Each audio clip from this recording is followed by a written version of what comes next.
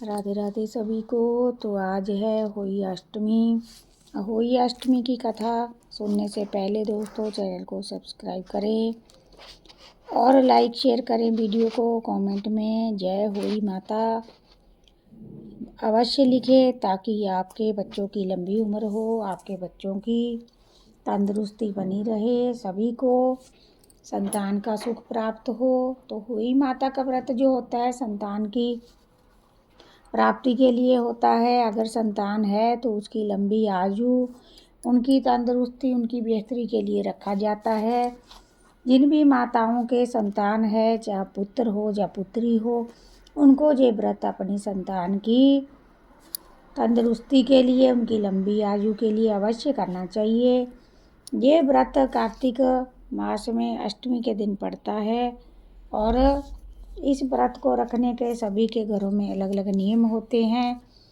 तो जो भी आपके घरों में नियम है इसके, वो तो आपको जानने ही चाहिए। उसके अलावा जो नियम होते हैं वो यही होते हैं दोस्तों कि इस दिन कोई भी सुई धागे का काम, काटने छाटने का, कैंची का काम नहीं किया जाता है और कहीं पे भी पेड़ पौधा लगाने का या कुछ भी ऐसा काम नहीं करना चाहिए, क्योंकि इस दिन माता रानी का दिन होता है। कोई भी चीज़ को तोड़ना अशुभ नहीं माना जाता, काटना भी शुभ नहीं माना जाता है इसमें।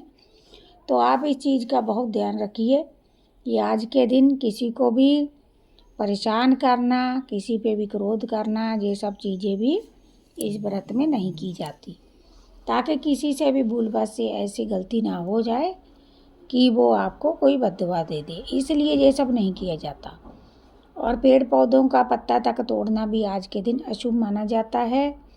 तो आप जब भी व्रत करें होली माता का, सुबह स्नान आदि करके माता रानी का जो मिट्टी के मटके में पानी भर के उस पर सतिया वगैरह बना के मोली बांध के फिर आप माता रानी का चित्र अगर आप बना सकते हैं तो दीवार पे बना सकते हैं।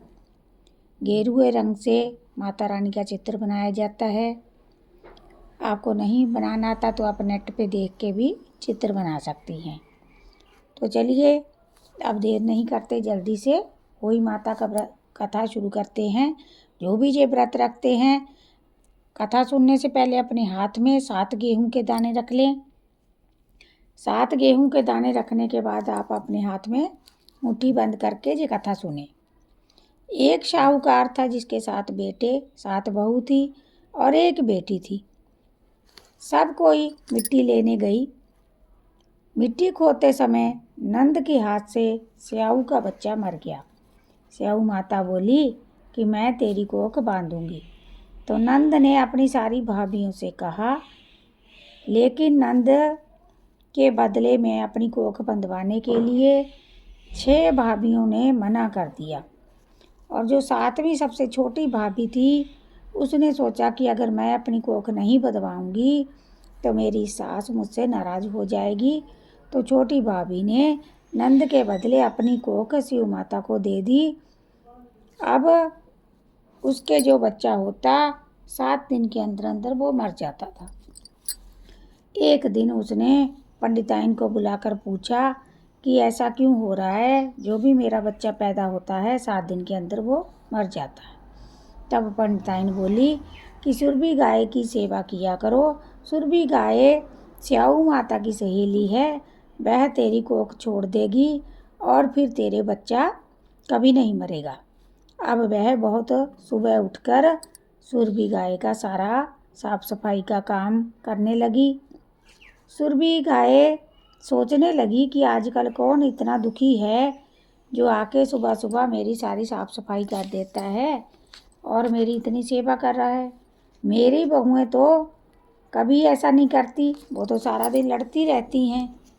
तो आज मैं छुप कर देखूंगी कि सुबह कौन आके ये सारा काम करता है।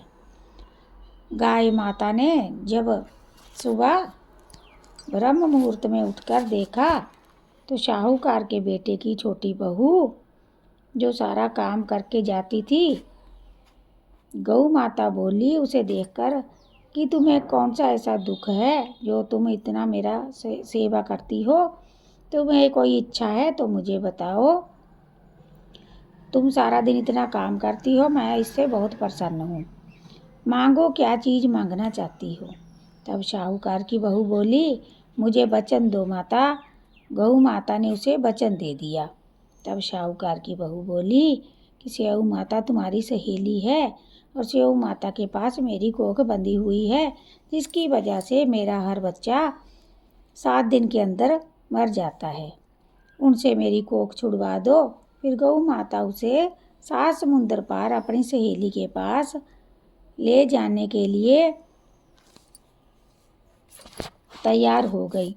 रास्ते में बहुत धूप थी, इसलिए गऊ माता ने साहूकार की बहू से बोला कि हम पेड़ के नीचे बैठ के थोड़ी देर आराम कर लेते हैं।